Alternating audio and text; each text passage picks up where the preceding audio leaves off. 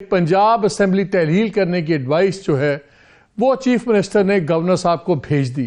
तो सारी बहस खत्म हो गई है, होगा नहीं होगा। कल तक तो समझ भी नहीं आ रही थी कि वोट ऑफ कॉन्फिडेंस होगा कि नहीं होगा। फिर जब वोट ऑफ कॉन्फिडेंस में मात दी पीटीआई ने पीएमएलएन को, तो फिर एक नया मंत्रा चल पड़ा पीएमएलएन की तरफ से कि देखें ये अब असेंबली तोड़ेंगे तो देखेंगे। इन्होंने गारंटीज दी हैं परवेज लाई साहब ने उन मुनहरिफ अरकान को, 7-8 लोग जो नाराज थे कि आप मुझे वोट दे दें तो मैं असेंबली नहीं तोड़ूंगा। दूसरी तरफ हम खबरें ये सुन रहे थे कि ये गारंटी दी गई है परवेज लाई साहब को कि अगर आप असेंबली तोड़ते हैं और इलेक्शन होते हैं और पीटीआई जीतती है तो फिर अगली बार भी वज़ीर-ए-आला आप होंगे।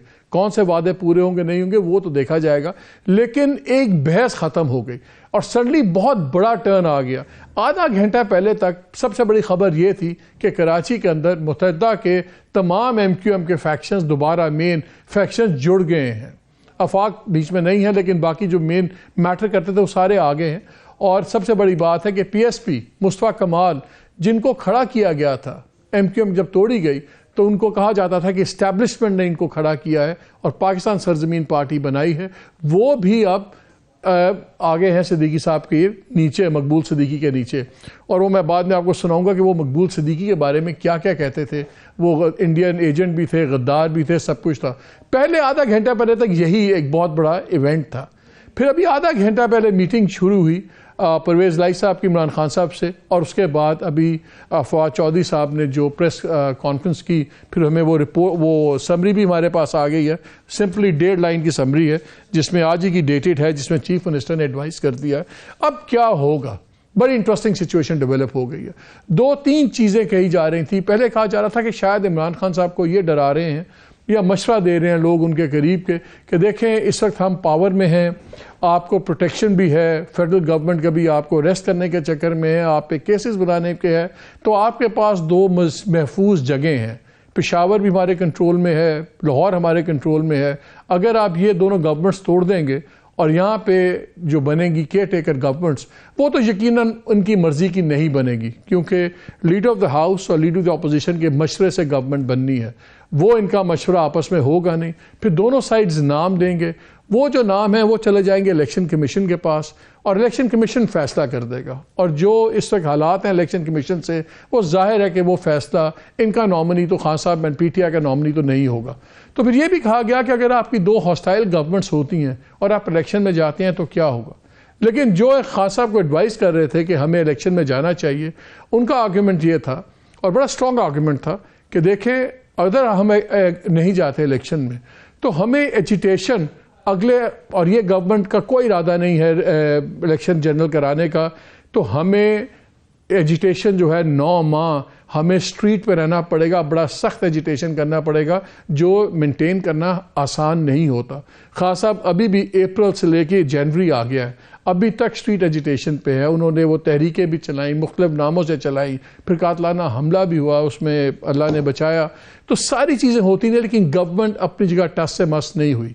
सो ये बहुत बड़ा एडवांटेज था। अब फैसला जो विनिंग आर्गूमेंट मेरी इतला थी वो ये है कि देखें अगर आप तहरीर कर देते हैं तो एक फ़िज़ा बन जाएगी इलेक्शन की। हम फिर भी सड़कों पे होंगे, लेकिन गिराने के बजाय हम गवर्नमेंट बनाने के चक्कर में होंगे, और हमारा एक जो मोमेंटम बन जाएगा अब, वो हमारा मोमेंटम कैरी करेगा जनरल इलेक्शन में। और अगर हम इलेक्शन जीत जाते हैं पीटीआई यानी कि, तो फिर, और जनरल इलेक्शन अपने टाइम पे होते हैं, तो फिर पीटीआई की गवर्नमेंट होगी पंजाब में।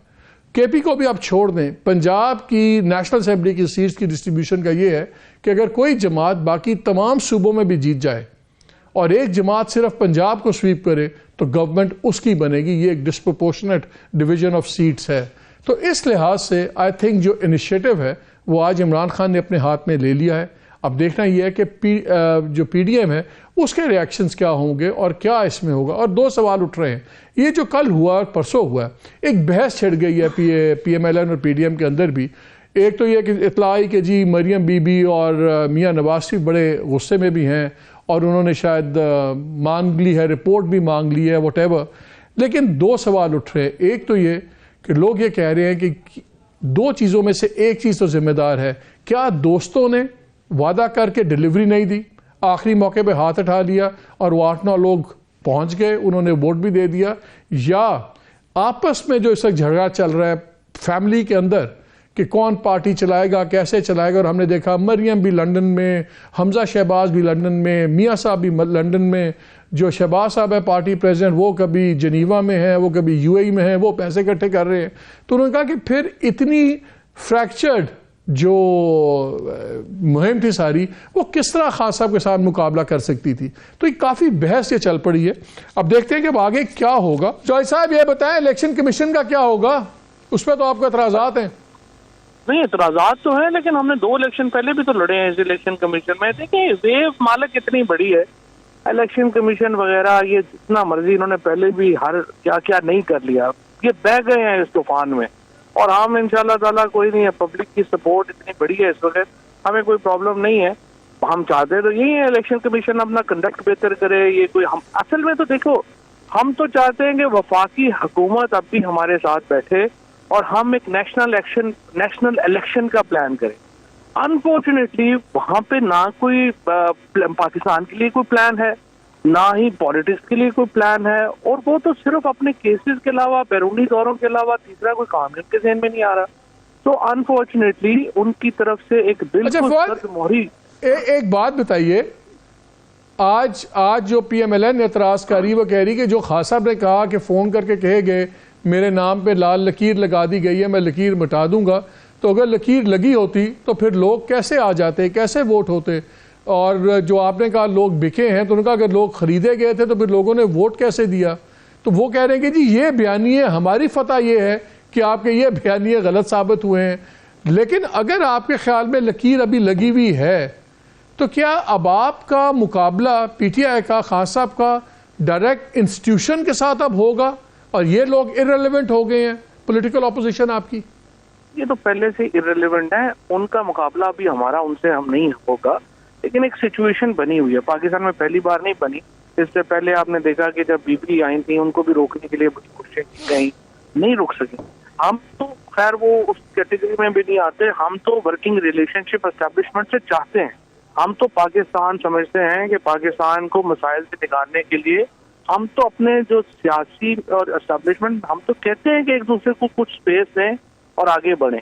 अब मसला ये है कि जिस तरीके से 8-9 महीनों में देखा कि ये समझ रहे हैं कि पीपल ऑफ पाकिस्तान या पाकिस्तान की अवाम की कोई हैसियत ही नहीं है। ये तो नहीं हो सकता कि पाकिस्तान के लोगों को इस सारी जो आपका जो हमारा जो ट्रायंगल है उसमें माना ही ना जाए। हाँ, ये तो पाकिस्तान का आइन जो है उसके साथ जो 8 महीनों में हुआ है, फंडामेंटल राइट्स का तो चैप्टर ही खत्म हो गया हमारे आइन। और इस तरीके से जिस तरीके से ये चले हैं, उसके नतीजे में पॉलिटिक्स जो है वो इतनी हाई पिच के ऊपर रही है और जिसकी वजह से पाकिस्तान इकोनॉमी का बेड़ा गर्क हो गया। अब असल में अगर आपने स्टेबिलिटी लानी है। अच्छा साहब, एक बात बताइए, वो PMLQ के लोग कह रहे हैं ऑफ द रिकॉर्ड कि जी ये गारंटी दे दिया खान साहब ने परवेज इलाही साहब को कि अगर इलेक्शन के बाद जब अगर हम जीतते हैं तो आप ही फिर वजीर आला होंगे। क्या ये तय हो गया है कि आइंदा अगर आपकी गवर्नमेंट बनती है पंजाब में तो वजीर आला परवेज इलाही साहब होंगे? देखिए, टू बी फेयर विद, हमने परवेज इलाही साहब को जब कहा कि आप बताइए क्या अरेंजमेंट चाहते हैं, उन्होंने कहा कि ये गुफ्तगू अगर मैं इस वक्त करूंगा तो मैं बड़ा लगूंगा कि मैं कोई डील कर रहा हूँ, तो मैं कोई जो है इस किस्म की बात जो है वो ना करना चाहता हूँ, ना हम करेंगे। आप ये पूरा मामला खत्म हो जाए, तय हो जाए, असेंबली डिसॉल्व होके उसके बाद बैठ के हम आपस में बात करेंगे। लेकिन इससे पहले अगर मैं करूँगा तो मैं बड़ा जो है वो अच्छा नहीं लगेगा। और ये उनकी आई वुड से कि एक ग्रेस है जो उन्होंने। और जो सीट एडजस्टमेंट्स पे आपकी सुना बहस अभी चल रही थी, क्या सीट एडजस्टमेंट्स आपकी तय हो गई हैं फॉर्मूला? सीट एडजस्टमेंट्स में भी एक्चुअली हमने 2 डिवीजन रिव्यू की हैं, गुजरांवाला और गुजरात। और अब उसके बाद उसमें जो शेखुपुरा, लाहौर, ये चीज़ें सेंट्रल पंजाब का ये एरिया उसमें रिव्यू किया है। लेकिन अभी उसमें नॉर्थ और जो साउथ पंजाब है उसको अभी रिव्यू करना है।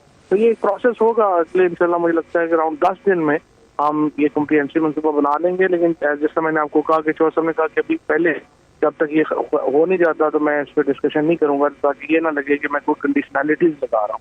तो इसलिए उन्होंने उसको रोका था। अब इंशाल्लाह कल से इसके ऊपर दोबारा जो बातचीत है वो शुरू हो जाएगी। खट्टर साहब भी आ गए तो खट्टर साहब, शाह साहब और मैं बैठ के फिर हम तो साहब के साथ बाकी जो मामला आता।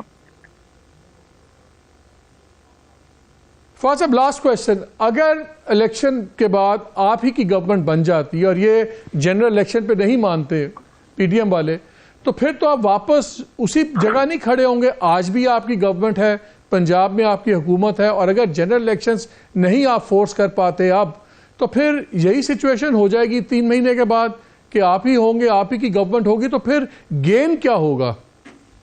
देखिए, हमारे इशू ये नहीं है। इशू ये है कि मैंने आपसे पहले अर्ज किया कि हम अभी भी फेडरल गवर्नमेंट तवक्को करते हैं, हम चाहते हैं 60% नशिस्तों पे पाकिस्तान में इलेक्शन होगा। आप सिर्फ जो है 40% नशिस्तों के ऊपर इलेक्शन बचाने के लिए, और ये मैं आपको एक और भी बताऊं, ये नून से भी ज्यादा ये पीपल्स पार्टी का प्रॉब्लम है जो सिंध में इलेक्शन नहीं होना चाहती, क्योंकि उनको पता है कि उनके जो हालात है, आपको पता है ये तो बिल्कुल ही किसी तरफ इलेक्शनों में जाने नहीं चाहते ना। अब इनको ये प्रॉब्लम है कि हम ये चाहते हैं कि इलेक्टोरल फ्रेमवर्क बनाए।